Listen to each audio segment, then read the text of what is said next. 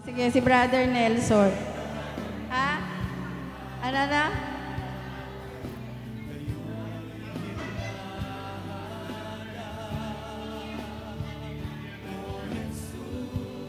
Ah.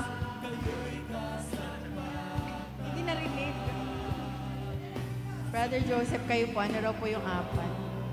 Passover, Feast of the Unleavened Bread ba? Feast of... Nagmamadali silang umalis. Kaya ano nangyari sa kanilang...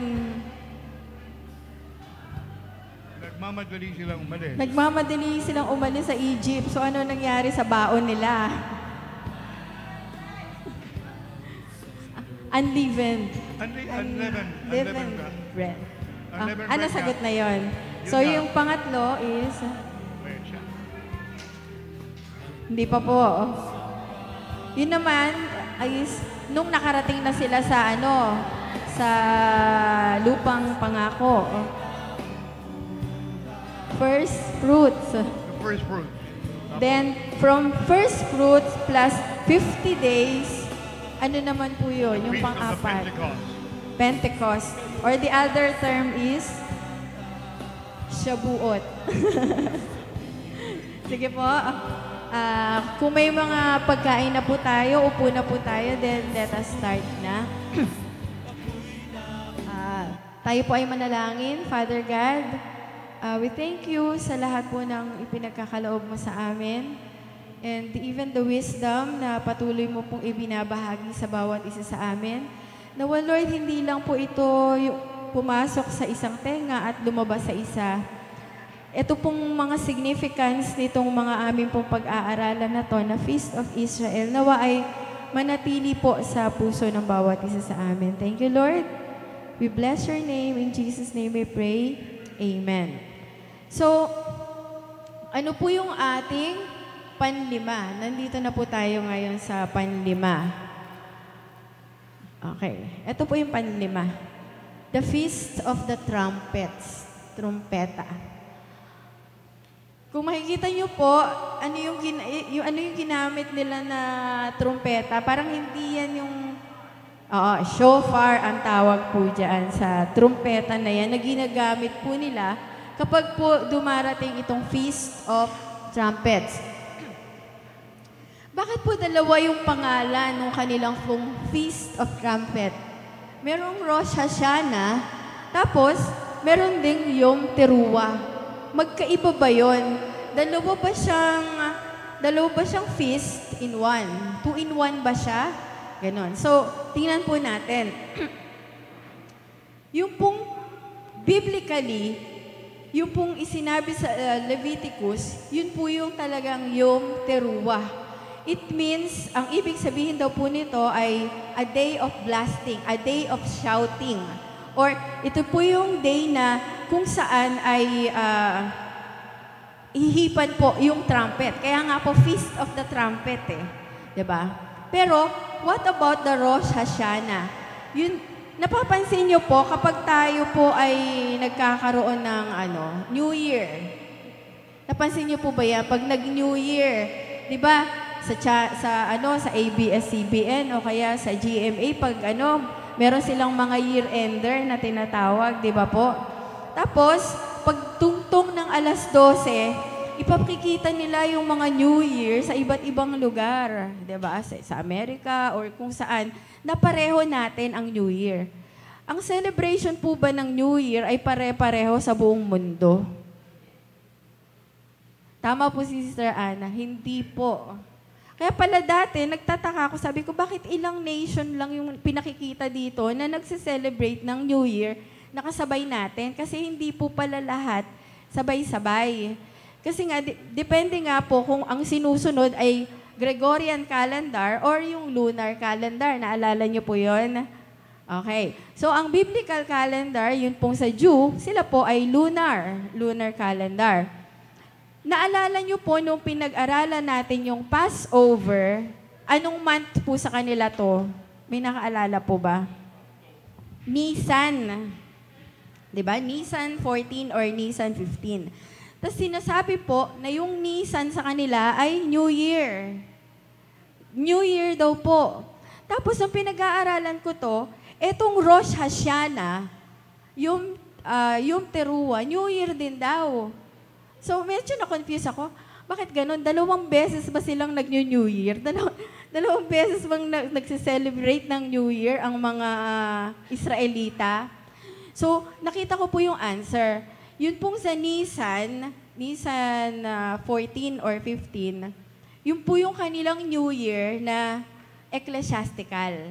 Kumbaga, yun po yung New Year nila, ang sinusunod po doon, yung pong, itong biblical holidays. Pag po yung Nisan, ang ginamit po nila na calendar, na umpisa ng calendar, biblical holidays po ito. Di ba nakita nyo po, doon sa bilog natin dati na calendar, yung Nisan, tumatapat po yun ng it's either March or April sa kalendaryo natin, di ba po? Doon naman, ito yung kanila pong spring holiday. Yung pong Nisan, yung Passover, nandoon po. Kaya sabi, nung binasa natin yung verse noon, sabi, 14 ng unang buwan, di ba? Gaganapin daw po nila yung Passover na to. Then, afterwards, sabi ko, ano naman yung Rosh Hashanah? Yung Rosh Hashanah naman po, yun talaga yung ginagamit nila na New Year. Yun po yung New Year nila na katumbas nung New Year natin. Yun po. So, yung Rosh Hashanah, yung pong Yom Teruah na pinag-aaralan natin ngayon, yun po talaga yung New Year nila. Nakatulad po nung New Year natin. Opo, na may blowing of shofar. Okay. So, tingnan po natin, balikan po natin. So, ito po yung mga biblical holidays. 7 po sila actually. So, ito po yung sa spring. Nakita nyo yung bilog natin dito before. Ito yung spring, ito yung fall. Diba? Falls.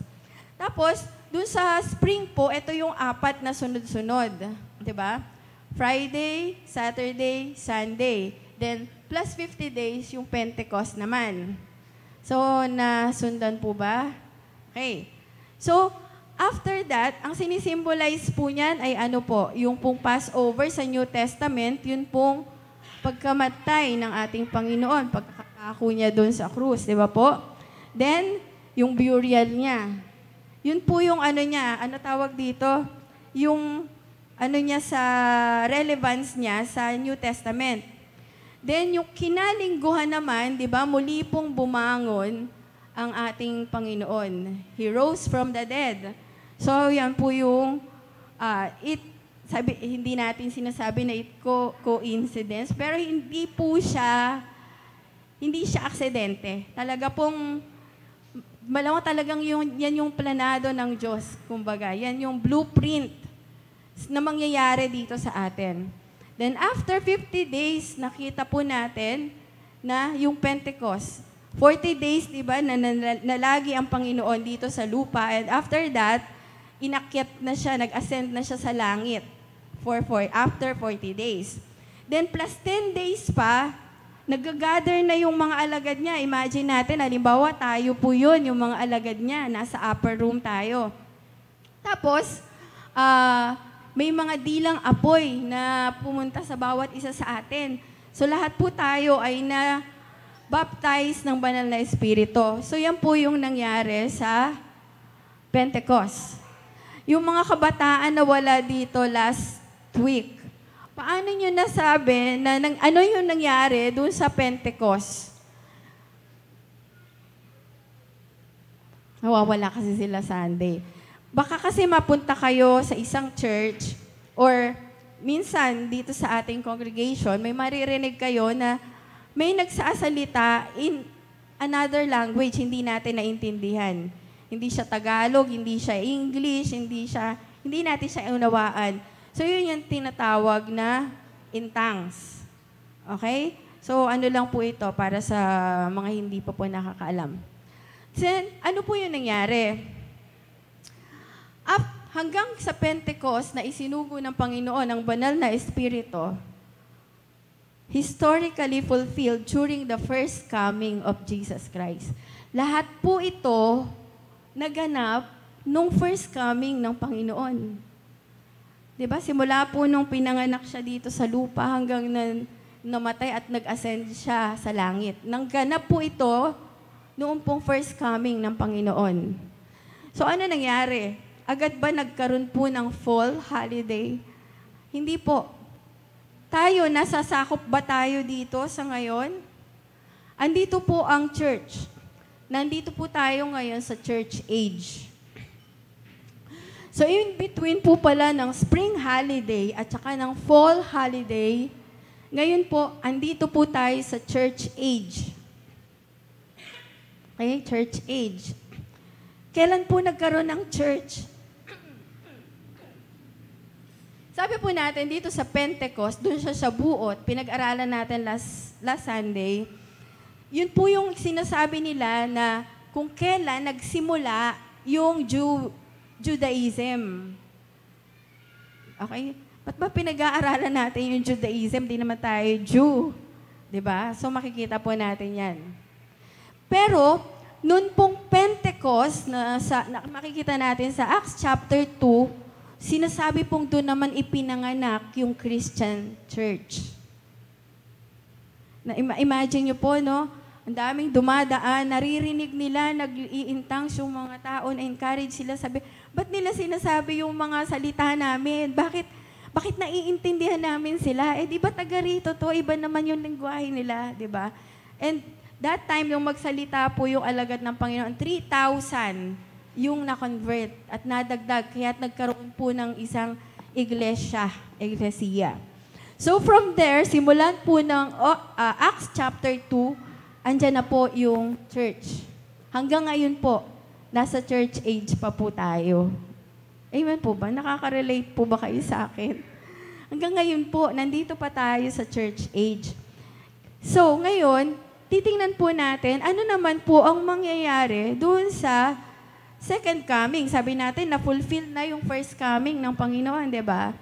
So, sinasabi po ng mga Bible scholars na ito pong fall holiday, parang it corresponds to the second coming naman po ng ating Panginoong Jesus. So, gaano po ba ka-importante sa atin yung second coming ng Panginoon? Pwede po ba akong magtanong? Importante po ba sa atin yung second coming ng Panginoon?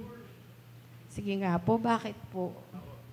Kasi it is the beginning of eternity. I mean, there's the tribulation and then there's the 1,000-year reign.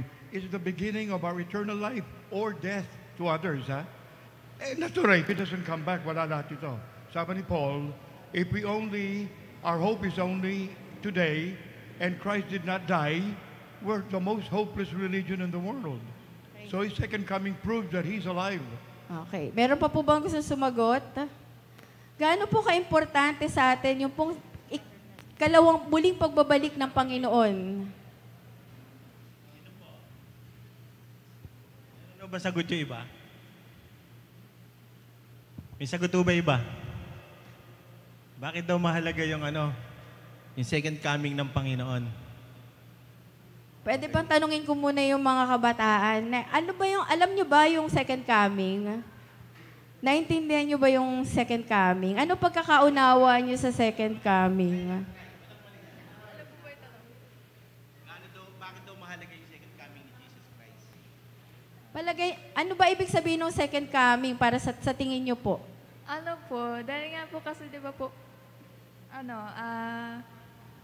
yung mundo po kasi gumugulo na ng gumugulo lalo. Kaya, kailangan po bumaba na sa Lord para ising tayo.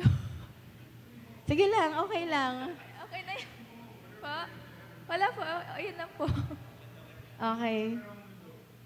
So, gumugulo na raw yung mundo. Sige, anybody pa? May gusto pa mag-share? Sige, Ano ba yung Christiana.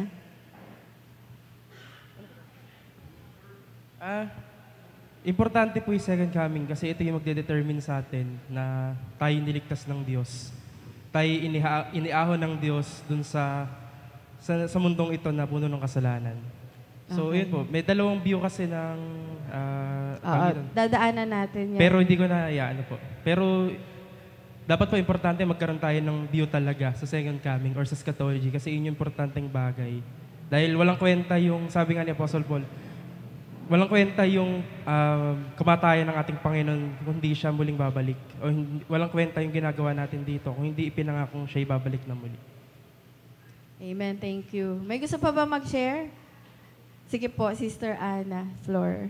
Ana Flor? Apo. Sa akin pong pagkaintindi, yung pong second coming ni Jesus Christ, yun po yung uunahin niya po na yung po mga namatay na, yun po uunahin niya isa. At saka mairarapture niya yung mga righteous, mga mawawala yung isasama niya sa itaas. At saka yung po mga naunang namatay niya, yun po ang una niyang sasama. At saka yung mga unrighteous po, yun ang maiiwan, yun ang i-judge niya. Okay. May isa pa po akong tanong. Sige po, Sister Ana. Tama yung sabi ni sister. Kung sino, yun ang uunahin niya, yung mga patay na bubuhayin niya, yung mga naniniwala sa kanya. Tapos, ang mga buhay na talagang nasa puso nila na ang Diyos ay buhay, tsaka isasama niya sa, yung patutunugin niya ang trumpet, ayun ang alam ko. Okay. Sige, mamaya na ako. Ana ko muna. Sige. Bakit mahalaga ang second coming? Sa 1 Corinthians po, sabi doon, kung sa mundo lang na ito tayo aasa kay Kristo, tayo na daw yung pinakakawawang tao o nilalang. Yun ang sabi ng 1 Corinthians. Ngayon, bakit ko sinabi yan? Sinabi ko yan kasi yung second coming, yun ang kahalagahan. Ang tanong, bakit mahalaga ang second coming? Mahalaga ang second coming kasi sa verse na yon, pinapatunayan tayo daw, kung sakaling tayo man, kung ang Panginoon ay para sa mundo lang na ito, tayo na ang pinakawawa. Kaya, nung dumating ang Panginoon, yun yung promise niya doon. Sa second coming, yun ang kahalaga ng second coming. Na magkakaroon tayo ng yung promise niya, mapupunta sa atin. Marireceive natin yung promise ng Panginoon sa second coming. Kaya mahalaga po yung second coming. Kasi ang pagtitiwala sa Panginoon ay hindi lamang sa buhay na ito, kundi yung sa ibang yung eternity. Yun ang kahalagahan. Kaya kung nabanggit yung 1 Corinthians na yon, yun ang kahalagahan ng second coming. Salamat po sa mga sagot nyo. Naalala ko, nung kabataan ko pa, naririnig ko yan, sabi malapit nang bumalik ang Panginoon. Pag in love ka, parang, uy, sayang naman. Darating na pala, Panginoon. Paano na lang, mag-aasawa pa ako. Di ba parang ganun? Pag in love ka or nandun ka sa peak ng karir mo or ang ganda-ganda ng buhay mo at that time, parang sayang paparating na pala ang Panginoon, di ba? Pero kung talagang ikaw yung talagang sobrang in love ka talaga sa Panginoon at saka medyo na ka na dito sa buhay na to. Lord, sige na, bumalik ka na please, di ba? Parang magkaiba yung view sa pagtingin dito sa second coming. Okay, ano kaya ang dapat natin bilang mga Kristiyano? Nakakatakot ba yung pinag-uusapan natin na muling pagbabalik ng Panginoon? Depende raw, sabi ni Sister Ana Flor. Or nakaka-inspire ba siya? Diba? Dapat siguro yun yung maging natin, ma-inspire tayo dahil muli nang babalik ang Panginoon. Okay. So, yung unang-una po na holiday is yun nga pong trumpet sa fall holiday, sa fall.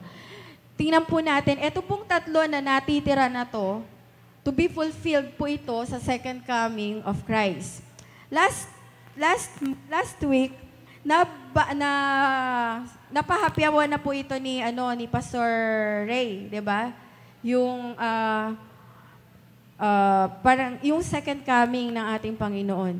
Pero may tanong din po ako eh. Sige po, hindi ko alam kung sino mag-a-answer. Iisa lang po ba yung second coming at saka yung rapture? Sige po, asa na po yung microphone natin? Sister Flor.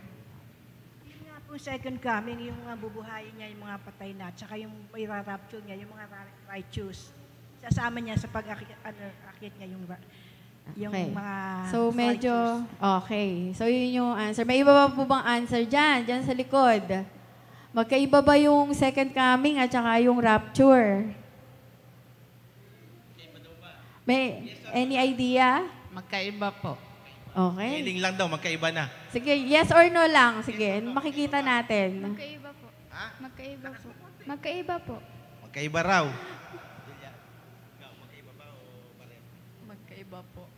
Oh, magkaiba daw. O, dito sa kabila. May bayad to. Napapagod ako. O, magkakaroon tayo ng debate pag ano ah. Magkaiba. Salita pa lang, magkaiba na. Magkaiba daw. Magkaiba. Magkaiba. Okay, so aralin po natin, tingnan po natin kung may pagkakaiba ba talaga yung rapture at saka po yung second coming. Okay. Ang pinagmulan po na verse nito sa Old Testament is Leviticus 23 to 25. Doon po sa spring holiday nila, doon sa nakita natin, merong talagang story may story. Dito, nung binabasa ko tong Leviticus 23, sabi ko, Lord, ano ba story? Bakit kailangan to? Kasi sabi sa Leviticus 23, sinabi pa ni Yahweh kay Moises, sabihin mo sa mga Israelita na ang unang araw ng ikapitong buwan, 7th month po nila, ikapitong buwan, ito po yung Tishri, ay araw ng pamamahinga, araw ng inyong banal na, ito po yung matindi dito, banal na pagtitipon. Ipaaalam ito sa pamamagitan ng tunog ng trompeta. Kaya nga po, Feast of the Trumpet, di ba? Yom Teruah or Rosh Hashanah. Sa araw na yon, huwag kayong magtatrabaho, kayo'y magdala kay Yahweh ng pagkaing handog. Doon sa una, may Passover, iniligtas sila ng Panginoon para wag mamatay yung mga panganay ng mga Israelita. Pero dito, wala pa ako nakita na, na story. Bakit? Sabi ni Yahweh, ito yung pinasasabi lang ni Yahweh kay Moises, sabihin mo sa mga Israelita, pag ikapitong buwan, gaganapin niyo itong araw ng pamamahinga or itong Yom Teruah, which is, ito rin po yung kanilang New Year. Yung pong tinatawag na Rosh Hashanah nila. Ano mangyayari?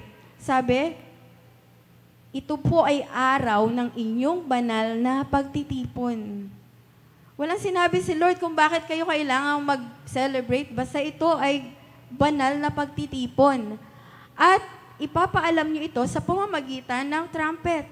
Yung pong shofar na tinatawag. Okay, yung shofar, tingnan natin. Shofar should be the curved ram's horn. Ano po pala ay sungay. Sungay ng, usa po ba yung ram?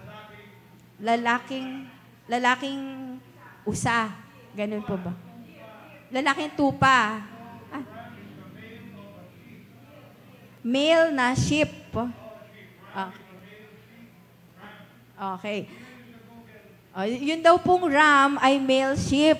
So, ano po siya? Sungay po siya ng ram. It is permitted to use the shofar of an animal not ritually slaughtered. So, po yan. Salamat sa info. Opo. Opo.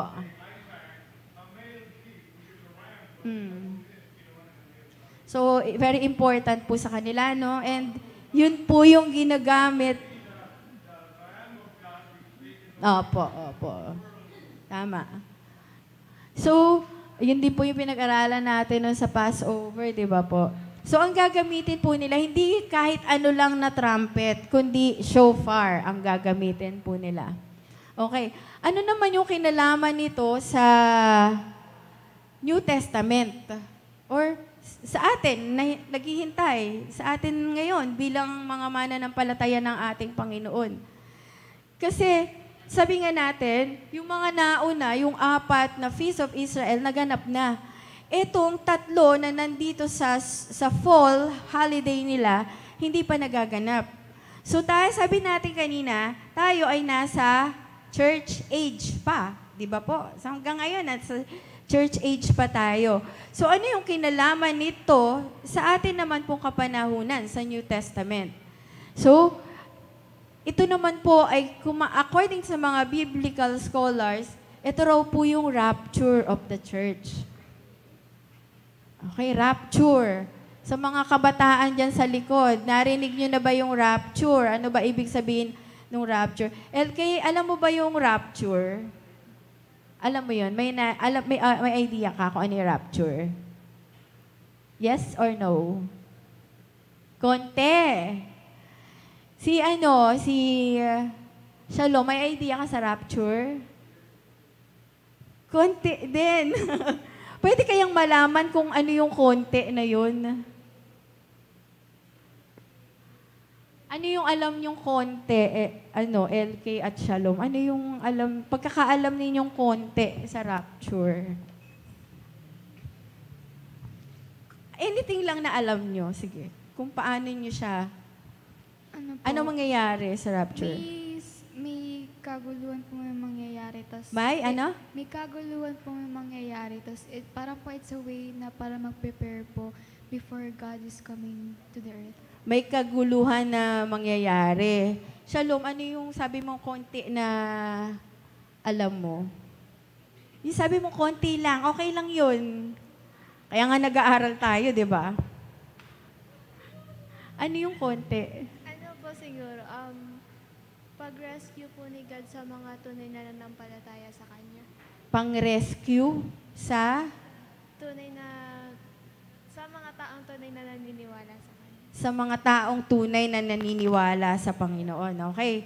So, ngayon, sana madagdagan po yung ating idea sa rapture, no?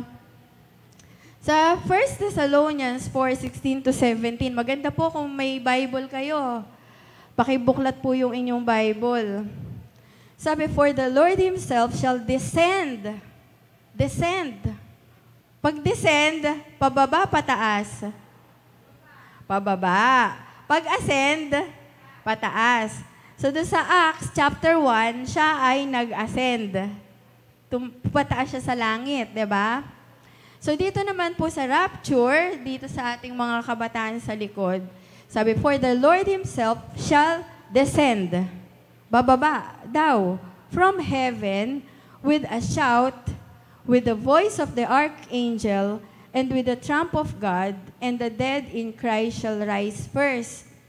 Then which we are alive and remain shall be caught up. Ito raw pong term na to na caught up. Wala talaga raw pong rapture. Pero ito po yung term na to, caught up. Sabi pag-agaw na tayo raw na buhay pa will be caught up together with them in the clouds. So, whatever nga, kasi another teaching na naman, meron daw iba't ibang klaseng heaven, no? So, hindi po natin pag-aaralan yan. Pero ang sabi dito, but the Lord Himself shall descend from the heaven, pero yung mga tayo, halimbawa tayo, and remain shall be caught up together. Naalala niyo po yung verse natin kanina, pagkakatipon. Same with this verse in 1 Thessalonians 4:16-17. Together, magkakasama uli. Pagtitipon uli po ito with them in the clouds. So, not necessarily pala na dito na agad ang Panginoon bababa.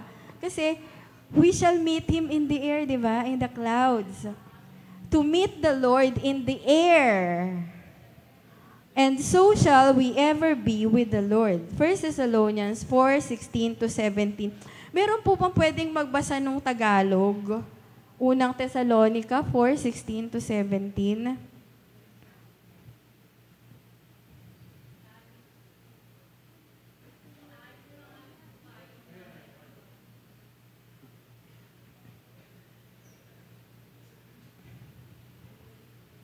At tayong mga buhay na naiwan ay makakasama nila sa alapaap upang salubungin ng Panginoon sa himpapawid.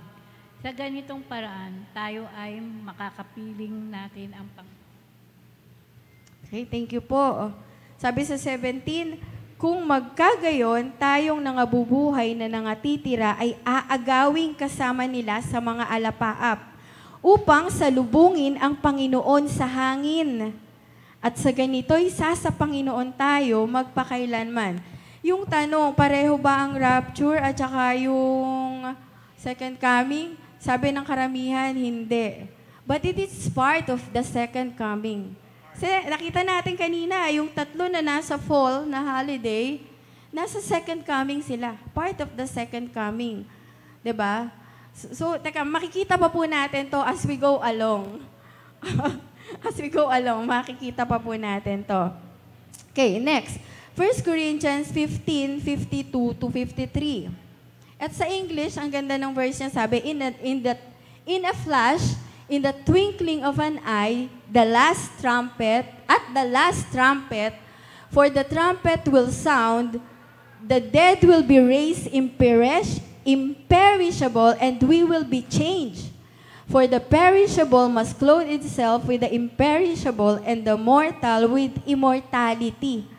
Sabi, sa isang sandali, sa isang kisap mata, pumikit ka lang bigla, wala na dyan yung katabi mo. Dahil na-rapture na, ano nangyari sa'yo? Naiiwan ka. Di ba? Sapagkat kasabay ng huling pag-ihip ng trompeta, sapagkat sa pagtunog ng trompeta, ang mga patay ay muling bubuhayin at di na muling mamamatay. Babaguhin tayong lahat. Ang ating katawang nabubulok ay mapapalitan ng mga hindi nabubulok. Nabubulok ba itong katawan na to? Siyempre, pag yung mga ibinao natin, mga inilibing natin, maybe at this time, baka abo na sila or buto na sila. Di ba? Nabubulok kasi. At ang katawang namamatay ay mapapalitan ng katawang hindi mamamatay. Tingnan po natin to. At the last trumpet, sabi dito, at the last trumpet, sa huling pagtunog ng trumpeta, sa Roman daw po, sa Roman armies, kunwari, meron sila nakipaglaban sila. Pag daw nag-unang tunog ng trompeta, ang ibig sabihin daw doon, iayos nyo na yung mga tent ninyo. Mag-ready na kayo. Then, yung second trumpet, iihip uli yung second trumpet, ibig sabihin daw po noon, maglinya na kayo. Mag-align na kayo. Then yung last trumpet, kapag daw po yung last trumpet na ang sinound, ibig sabihin nito, to march away. Aalis na tayo. Isang pulutong.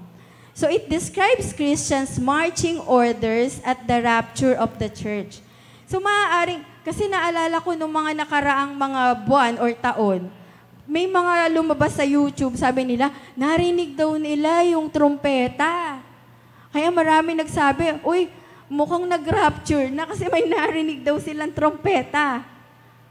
So, whether it's metaphorical na yung sinasabing sounding of trumpet, kasi nga po, sinabi dito, sa Romans kasi, ganun po. Sa mga Romano, ng mga soldier, ganun po sila. May first, may second, may last sounding of trumpet.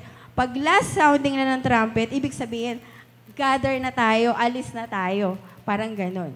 So, yun yung sinabi dito, sa pagtunog ng trompeta, ang mga patay ay muling bubuhayin at di na muling mamamatay, babaguhin tayong lahat.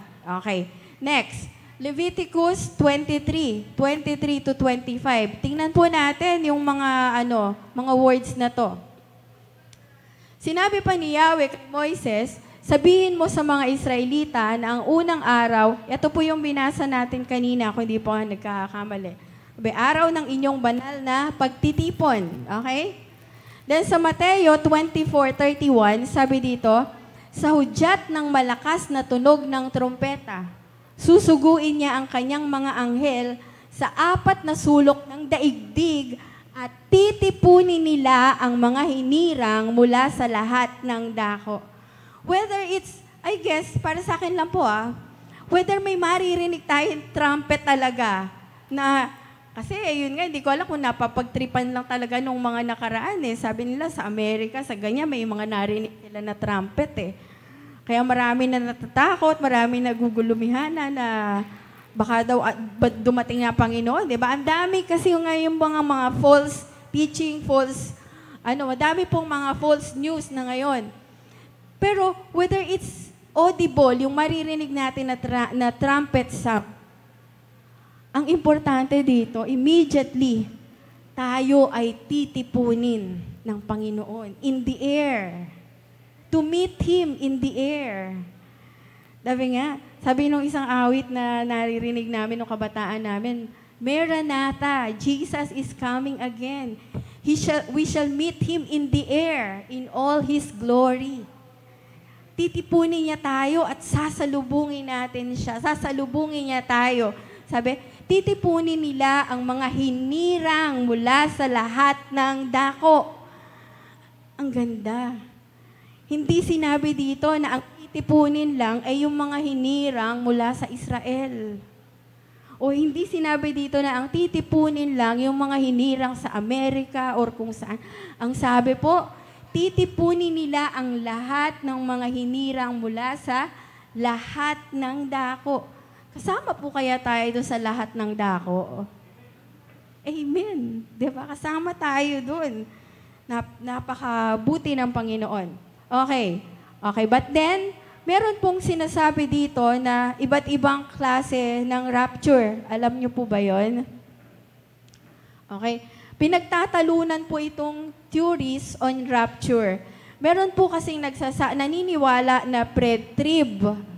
Bago raw mag-tribulation, ira-rapture muna po ang church. Meron naman pong nagsasabi na mid-trib. Ilang taon po yung tribulation? 7. So pag mid-trib, ang ibig sabihin nun, dadanasin muna ng lahat, pati tayo na mga Kristiyano, yung tribulation. Pag 3.5 na, at saka pa lang daw ira-rapture ang church. Hindi niya na mararanasan yung mas lalong matindi. Ito pa yung isa, yung post-tribulation. Sabi, nung mga naniniwala sa post-trib, dadaanan natin tong mga tribulation na to. Ang sino mang manatiling, sino mang manatiling tapat hanggang wakas, siya lang yung maliligtas. Gaano kahirap yung aabutin. So tayo po, ano po ba yung pinaniniwalaan na? O ano yung gusto natin? Kung tayo tatanong, anong gusto natin? Pre-trib? Mid-trib? Post-trib? Meron po bang gustong dumanas ng post-tribulation? Pwede po mataas yung kamay, yung gustong danasin muna yung tribulation? Siyempre wala, di ba? How about yung mid-trib? Pwede po bang taas yung kamay nung gusto? Parang gusto ko munang maranasan yung ano ba yung paghihirap, kung ano ba yung nakasulat sa Bible, yun talaga yung magaganap. Or, sino po yung gusto makaranas itong pre-tribulation? Pwede pong makita yung kamay. Siyempre, lahat tayo, ito yung gusto natin, di ba? And ang church po natin, we believe po, ito po yung pinaniniwalaan natin na, at siyempre gusto nating lahat, pre-trib. Okay.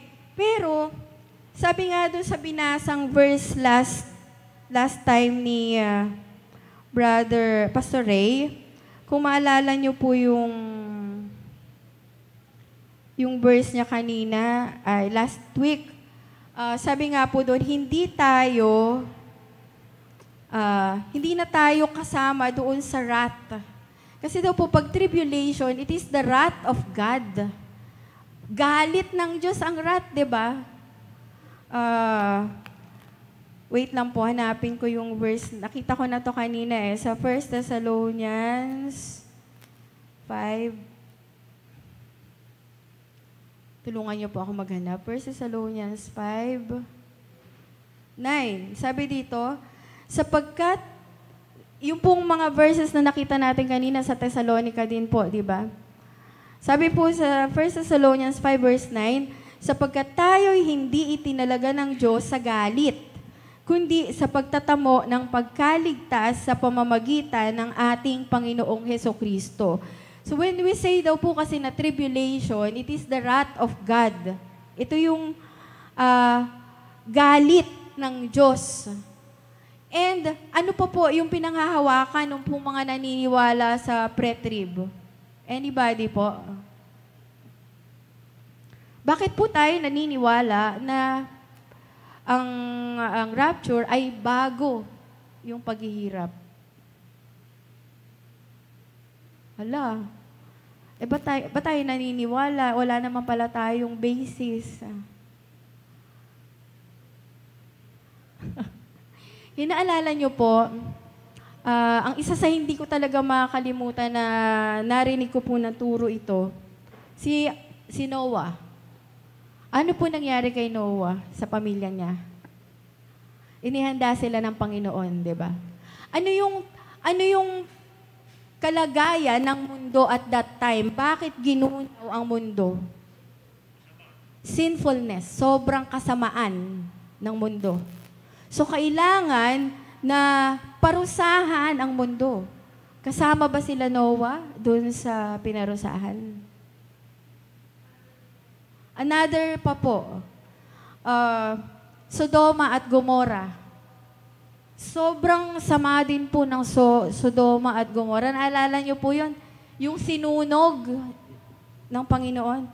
Pero, meron pong mga tao siya ay nainiligtas. Sino po? Si Lot at ang pamilya niya. So, ilan lang daw po ito sa sample na ililigtas ng Panginoon yung mga nagtitiwala sa Kanya. Okay? And ito nga pong 1 Thessalonians 5:9, sapagkat tayo'y hindi itinalaga ng Diyos sa galit, kundi sa pagtatamo ng pagkaligtas sa pamamagitan ng ating Panginoong Hesukristo. Ang tanong, kasama ka ba doon? Kasama ba tayo doon? Sa iniligtas na to? Diba? So, kailangan po i-check natin yung faith natin. Okay, meron po ako ditong isang graph. Nakita ko po ito. Ito pong pinaka-graph or chart po na to. Ang gumawa po nito ay isang Bible scholar na for 40 years talagang inaaral niya talaga yung mga Bible prophecies sa church, sa Bible, mga Bible prophecies talaga. Doon siya nakafocus.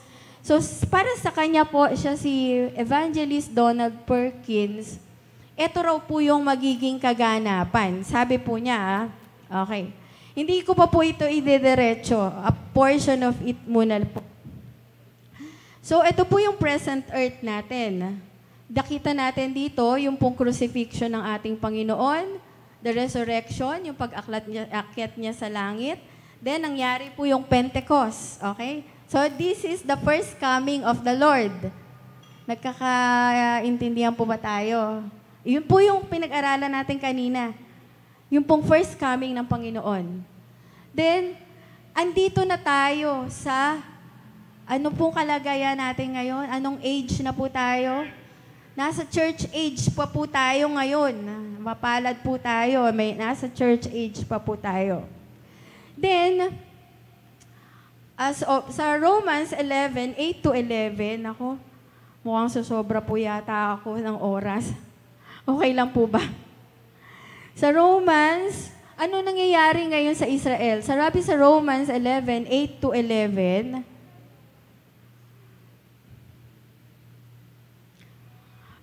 nasa state of slumber pa po ang Israel. Sabi dito, at Romans 11. Bakit sila nga yung mga pinili ng Diyos na sinasabi, pero bakit hanggang ngayon, sila pa nga yung hindi nakakakilala sa Panginoon? Tayo tong mga hentil, tapos tayo pa yung ngayon yung kumikilala sa Panginoon. So ano po yung nangyari? Bakit ba ganun? Okay, sa Romans 11, 8-11, marami po nagtatanong nito naitanong nyo rin po ba to? Ayon sa nasusulat, binigyan sila ng Diyos ng espiritu ng pagkakatulog, ng mga matang hindi nakakakita at ng mga pakinig na hindi nakakarinig hanggang sa araw na ito. At sinabi ni David, ang kanilang dulang naway maging isang silo at isang panghuli at isang katitisuran at isang kabayaran sa kanila. Mga labo nawa ang kanilang mga mata upang sila'y wag mga kakita at laging baluktutin mo nawa ang kanilang gulugod. Naalala niyo po, ang baba ng tingin ng mga Romano sa mga Gentile. Kasi feeling nila, kami lang yung chosen people. Kami lang yung mga apple of the eye ng Diyos. Pero eto, ano nangyari sa kanila? Yun yung sinabi. Malabo ngayon yung kanilang mata. 11. Sinasabi ko nga, nangatisod kaya sila upang mga hulog, huwag nawang mangyari. Datapat sa pagkahulog nila'y dumating ang pagkaligtas sa mga hentil upang ipamungkahi sila sa paninibugho. Bakit kaya maninibugho sila? May makakasama kaya sila doon sa rapture? Sa retrieve? Ba't kaya sila maninibugho? So, aaralin po natin yan sa mga susunod na pag-aaral po natin. Okay. So, yan po ang state ngayon ng kalagayan po ngayon ng mga Israelita. So, nasabi ko po sa inyo noong nakaraan, marami na rin po ngayong mga Jewish, Messianic Jew.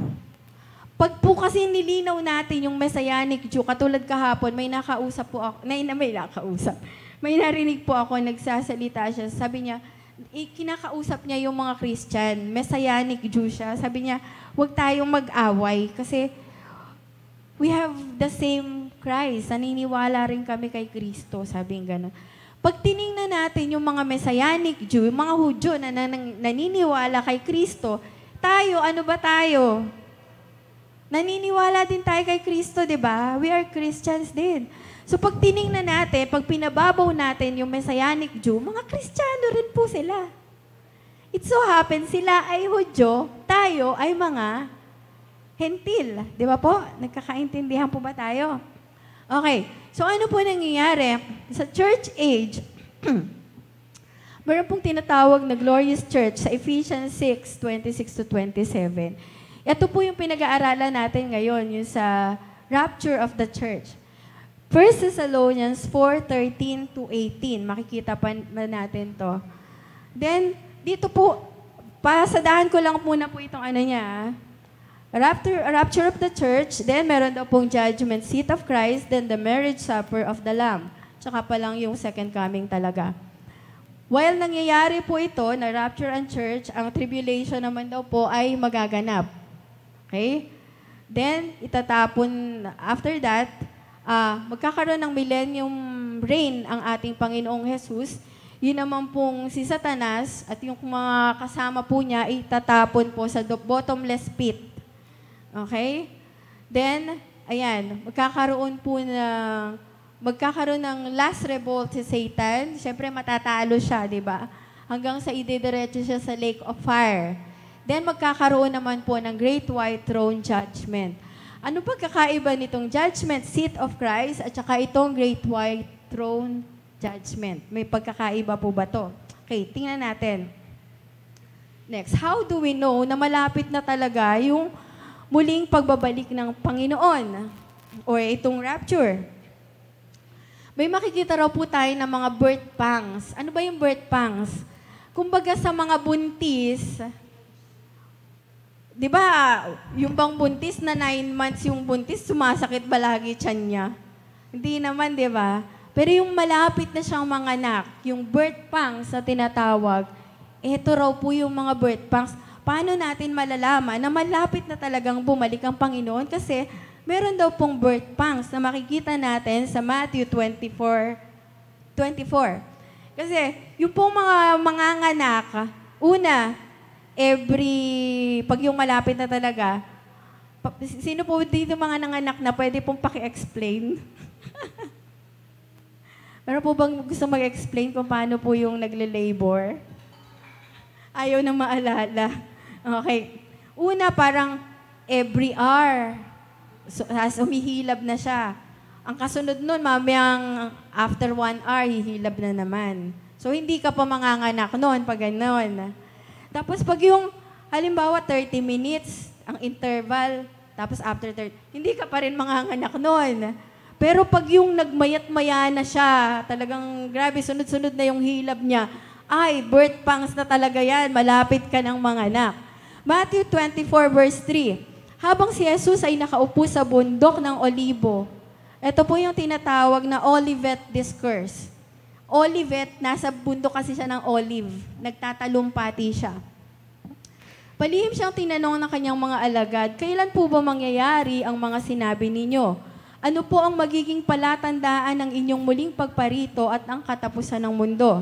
Sumagot si Jesus, mag-ingat kayo upang hindi kayo mailigaw ni man. Maraming paparito sa pangalan ko at magpapanggap na sila ang Kristo at marami silang maililigaw. Marami raw pong dumarating na mga false Christ. May mga kilala ba tayo nun? Ha? Siya raw yung appointed son of God. Di ba? At marami pa raw po na nagsabi na sila yung false Christ. Verse 6, makakarinig kayo ng mga labanan at makakabalita ng mga digmaan sa iba't ibang dako. Ngunit huwag kayong mababahala dahil talagang mangyayari ang mga yon. Bagamat, hindi pa yon yung katapusan ng mundo. Sabi nga, birth pangs pa lang eh.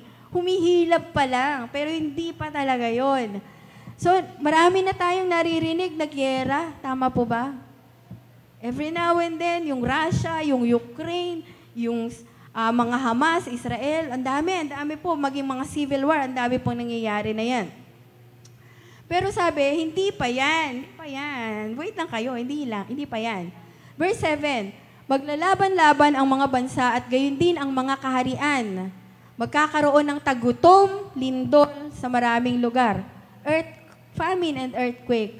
Nakaka-relate po ba tayo doon? Nito lang taon na to, ilang beses po nagkaroon ng lindol dito sa ating bansa. Tama po? Okay, next. Next, Ay, sorry. Pabalik. Okay, verse 8. Ang lahat ng mga ito'y pasimula pa lang ng paghihirap na tulad sa isang babaeng nanganganak. Verse 9. Pagkatapos ay kapupuotan kayong lahat dahil sa inyong pagsunod sa akin. Isasakdal kayo upang pahirapan at patayin. Persecution. May mga narinig po ako na testimony sabihin natin sa India or sa mga Muslim nation. Talagang, merong verse sa Bible, di ba? Anak, magulang, yung anak ipapapatay niya. Because nagtiwala sa Panginoong Jesus. Nangyayari po yan. At marami na po na talagang buhay nila at itinakwil sila nung kanilang mga kamag-anak. As in, nung nalaman na sila kumilala na kay Kristo, itinakwil talaga sila. Hindi na sila pwedeng pinagluksa na sila na as ipatay na sila. May narinig nga ako, sabi niya, ultimo yung mga anak niya, hindi na talaga. Wala na silang Because of this persecution.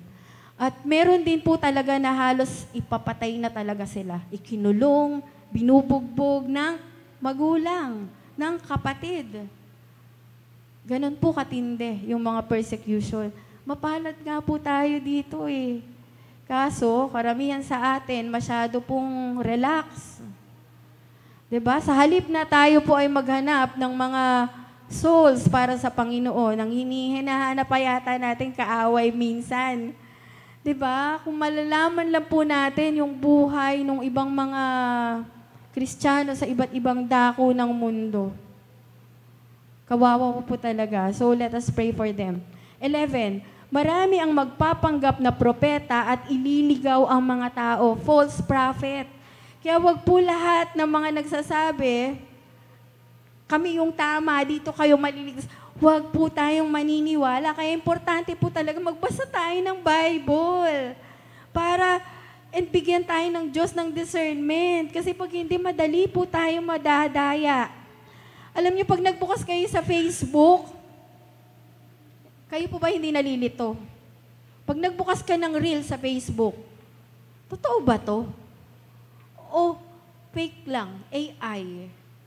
Ganun na po ngayon ang mundo. Ang dami pong AI, ang daming kasinungalingan. Yung mga dating hindi totoo, parang ngayon nakikita mo na, uy, totoo ba to? Diba? Parang ang dami, ang gulo-gulo sa isip. Pero ang importante po talaga, lagi tayong magbasa ng Bible para hindi po tayo madaya. False prophets, 12, lalaganap ang kasamaan kaya't manlalamig ang pag-ibig ng marami. Yung pong dati nating mga katabi, yung pong mga katabi natin, i-check natin. Pag nawawala na, baka po nanlalamig na yung pag-ibig. Diba po? So, i-encourage po natin yung ating mga kapatiran. Ngunit ang manatiling tapat hanggang wakas ang siyang maliligtas. Verse 14, eto pa. Ipapangaral sa buong sanlibutan ang magandang balitang ito tungkol sa kaharian ng Diyos upang magsilbing patotoo sa lahat ng mga bansa at saka darating ang wakas. Ilang percent na po kaya ng buong mundo ang nahatiran ng salita ng Diyos? Kasi kahit po sa mga lublob, nagpunta kami sa Sambales, nagulat pa kami, marami na ring mga, may dun sa bundok na halos, merong isang church na maliit. Tapos nagulat kami, may mga bata na alam yung kay buti-buti mo, Panginoon. Diba? So, ibig talaga yung mga sulok-sulok ng mga mundo. Talagang hinahatira na ng salita ng Diyos. Kaya, ipangangaral sa buong sanlibutan ang magandang balita. Ilang percent na lang po kaya dito sa mundo yung hindi pa po nararating salita ng Diyos? Sabi, saka darating ang wakas. Okay? Next. So, andito na po tayo. The 7 feasts of the Lord. The Passover, the unleavened bread, first fruits, Pentecost, yung tila ko.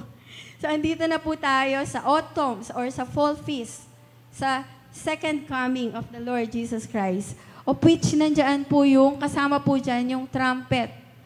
Trumpet, Feast of the Trumpet, andyan po yung rapture and the resurrection of the believers. Sa Tishri, verse 1. Meron pa po akong isang verse dito kanina. Sa Matthew 24, verse 3, bakit po kaya hindi na lang, doon sa kaninang binasa natin, no? Sa palagay niyo po, bakit di na lang kasi sinabi ni Lord na sa ganitong taon, babalik na ako? Makakatulong po kaya sa atin yun kung halimbawa sinabi niya na sa ika-ganitong taon, muli, babalik na ako. Ano po kaya gagawin natin kung merong ganong nakasulat sa Bible? Teka, magtatanong ako. Kunwari, may nakalagay sa Bible na sa 2026 babalik si Lord. Ano na gagawin mo, Sister Marlene? Siguro kailangan talaga maging handa tayo bago dumating ang Panginoon. Sabi nga, darating ang Panginoon sa panahong hindi natin alam, darating parang isang magnanakaw.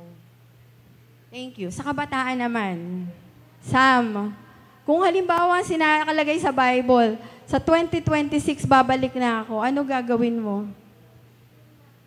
Kailangan mas ma-share pa yung word. Ano na?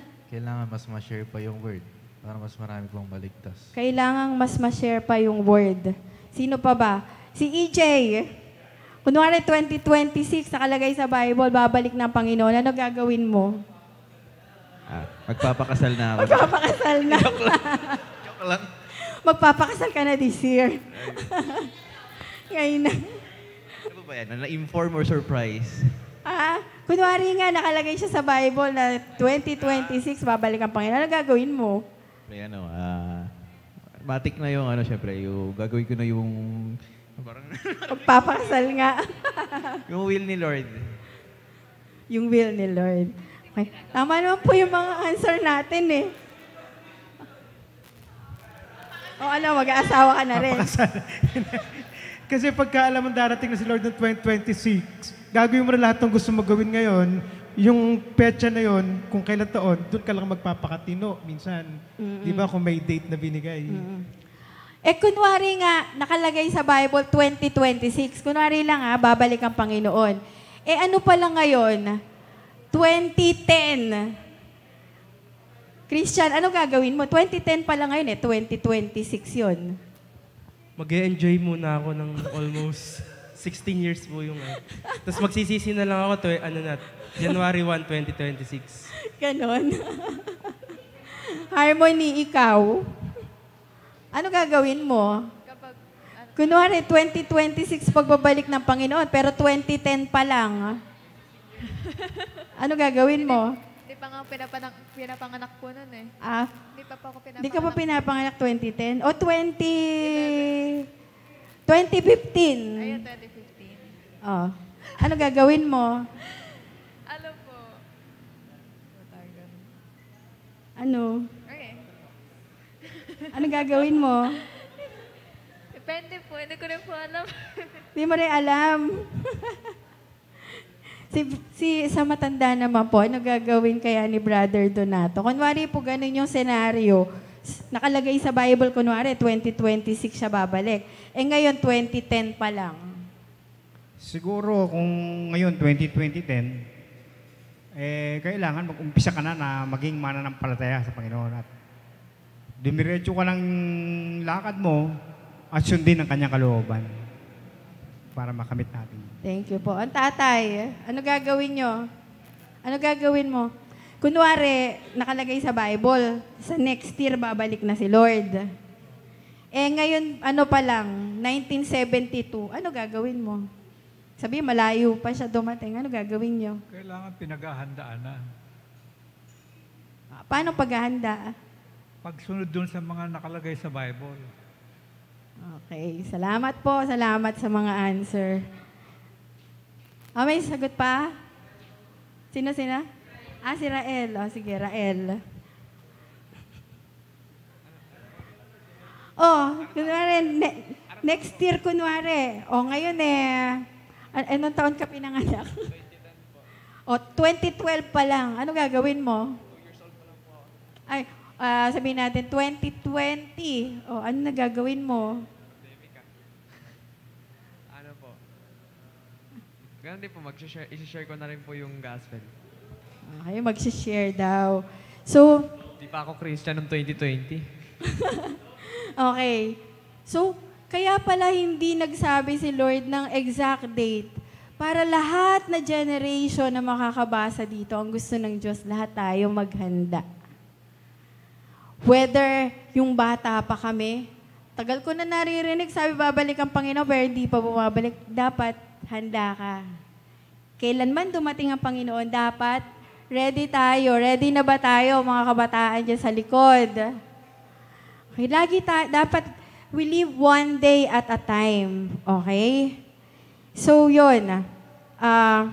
May idudugtong pa sana ako, pero sige. Since 11:30 na, Judgment Seat of Christ. Yun naman po natin yung isusunod. So, yun ba i-diretso na natin? Or sa susunod na lang po? May natutuhan po ba tayo? Meron po ba kayong meron po bang may gusto magtanong or may gusto pang i-share? Dalawa lang daw po ibig sabihin ng katahimikan. Anong araw yun? Isang naintindihan at hindi naintindihan. Sige po. So, kung wala na po, let us pray na. Father God, we thank you po. Salamat po dahil binigyan mo kami ng salita mo na blueprint sa mga magiging kaganapan. Hindi po lahat ng tao dito sa mundong ito ay nakakaalam ng mga bagay na to. Pero salamat po dahil pinagkatiwalaan mo kami ng mga salita mo na amin pong binabasa at unti-unti mo pong pinagliliwanag sa amin po mga buhay. Lord, patuloy ka pong kumilos sa bawat isa sa amin. Huwag po kami masyadong maging relax, Lord. Sana nga, Lord, yung mga sinabi ng bawat isa sa amin, hindi namin alam kung kailan talaga yung pagbalik mo eh. Or kailan mo kami kukunin, individually or as a church. Pero Lord, ito po yung dalangin namin na i-open mo po yung mga puso't isipan ng bawat isa sa amin. Lord, gusto po naming makasama dun sa rapture. Ayaw po naming maiwan dito at dumanas ng iba't ibang mga paghihirap. Tulungan mo po, i-preserve mo po ang bawat babae at lalaki na nandito, kabataan man, matanda man. Paki-preserve mo po ang bawat isa sa amin. Tulungan mo pong mamuhay kami one day at a time na parang mamaya or bukas ay babalik ka. Gawin namin yung kalooban mo, gawin namin yung ninanais mo, yung plano mo sa aming mga buhay. Salamat po sa iyo, dakilang Diyos. Ito po ay aming dinadalangin at ingatan mo po ang bawat isa sa aming pag-iwalay, pag-uwi. Ito po ay aming dalangin sa pangalan ng aming Panginoong Jesus. Amen. Amen.